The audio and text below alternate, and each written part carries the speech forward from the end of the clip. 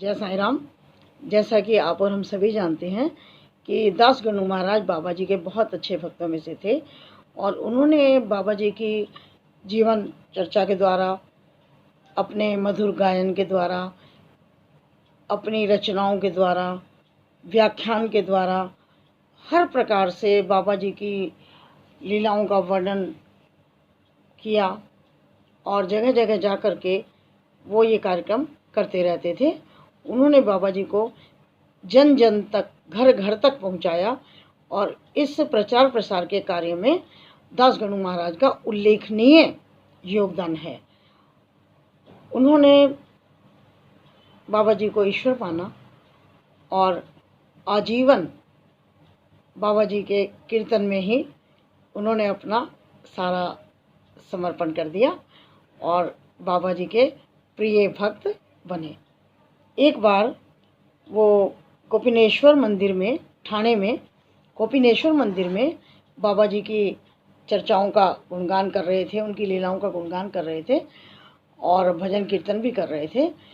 तो उन श्रोताओं में एक चोलकर के नाम के व्यक्ति भी बैठे हुए थे, जो कि ठाणे में ही दीवानी न्यायालय में अस्थाई कर्मचारी थे। वो भी वहाँ पर बाबा जी की गुणगान सुन रहे थे। तो वो बाबा जी के बारे में सुनते सुनते उनके मन में बाबा के प्रति बड़ी श्रद्धा उत्पन्न हुई और उन्होंने मन ही मन वहाँ प्रार्थना की बाबा से कि बाबा, मैं बहुत निर्धन व्यक्ति हूँ और मेरी पगार इतनी नहीं है कि मैं अपने परिवार का लालन पालन अच्छे से कर पाऊँ।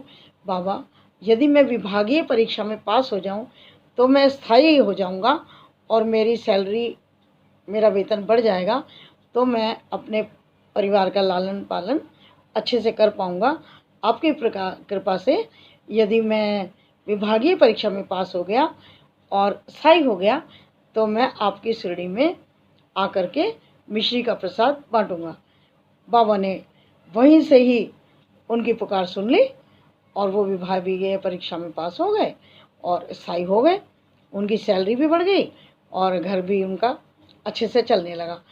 अब उनको ये बात बार बार परेशान कर रही थी कि बाबा ने मेरी बात सुन ली और मैं अपनी बात कब पूरी कर पाऊँगा, मैं कब जाकर शिरडी में मिश्री का प्रसाद बांट पाऊँगा। लेकिन उनके पास किसी भी तरह से शिरडी जाने के लिए ना तो व्यवस्था हो पा रही थी और ना ही वो अपने इस फर्ज से मुक्त हो पा रहे थे। तो उन्होंने बचत करके बाबा के पास जाने का विचार बनाया। तो बचत उन्होंने कैसे की कि उन्होंने बिना शक्कर की फीकी चाय पीनी शुरू कर दी और जो शक्कर के 50 पैसे या 1 रुपया जो भी वो एकत्रित करते रहे अलग से, और इस तरह से उन्होंने थोड़ा थोड़ा करके इतना पैसा बना लिया कि वो शिरडी जा पाए और उस पैसे से वो शिरडी चले गए और उन्होंने बाबा जी के श्री चरणों में नमन किया, नारियल भेंट किया और अपने संकल्प के अनुसार उन्होंने वहाँ पर मिश्री भी बांटी। बाबा जी के पास जब वो बैठे थे तो बापू साहब तो वो अतिथियों का आदर किया करते थे। तो जब वो चोलकर जी को लेकर जाने लगे तो बाबा ने उन्हें रोककर कहा, सुनो बापू, भक्त को, इस अतिथि को चाय के प्याले में अच्छी तरह शक्कर मिला करके पिलाना। जब चोलकर जी ने ये बात सुनी, उनका गला रुंध गया, उनकी आंखों से अश्रुधारा बहने लगी और वो बाबा के चरणों से लिपट गए। बाबा उन्हें ये बताना चाहते थे कि जिस तरह से तुमने बचत करके फीकी चाय पी करके यहाँ पर आने का संकल्प पूरा किया, उससे मैं भली भांति परिचित हूँ, मैं जानता हूँ। उन्होंने ये बात कह करके ये साबित कर दिया, सबको बता दिया कि मैं शिरडी में रहता हूँ लेकिन मुझे 7 समुंदर पार की भी खबर रहती है। मेरा भक्त कहीं भी हो, मेरे भक्त की दिल की हर बात मैं जानता हूँ।